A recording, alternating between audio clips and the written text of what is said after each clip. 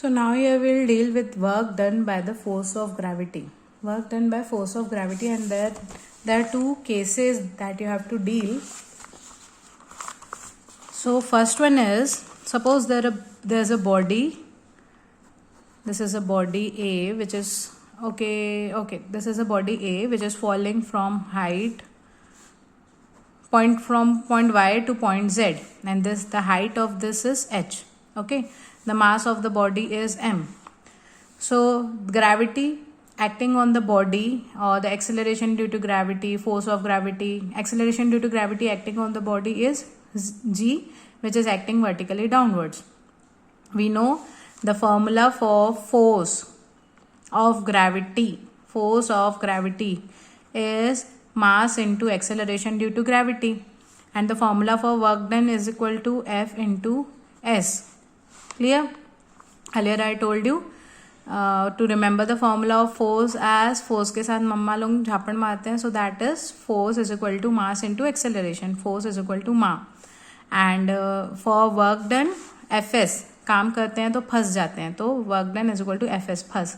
So here F is equal to m into g. Why g we have taken? Because we are dealing with acceleration due to gravity. So in spite of a, we have taken g. Then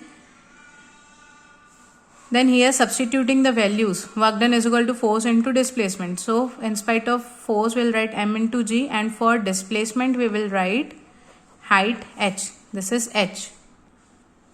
So the net value of force due to gravity, or the work done by force of gravity, is mgh. Clear? W is equal to mgh. Now thing you have to remember here is, this is the work done when the body is falling downwards. Okay. Now suppose I am there and I am moving from this point A to this point B. Okay. Through a slope or through an inclined plane, whatever it is.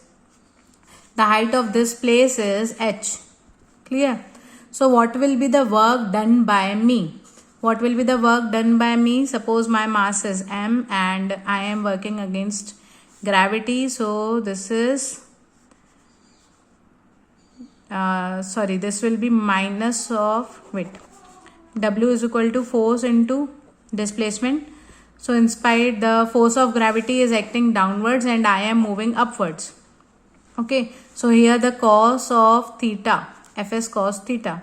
Cos of theta, the value for theta here is 180 degree, because I am moving upwards and force of gravity is acting downwards. So here Fs cos theta, cos of 180 degree minus 1, so this will be minus Fs. So what we are getting here, minus Fs, and in spite of F, if you substitute mg, so this will be minus mg, and in spite of height, displacement, we substitute height, so this will be minus mgh. So this is plus mgh. Why? Because the body is falling in the direction of gravity, and if I am moving opposite to force of gravity, so that will be minus mgh. These are the two special cases you have to go through, and don't get confused why here minus is there and here it is not, because here I am moving opposite to gravity and here the movement is in the direction similar to the force of gravity.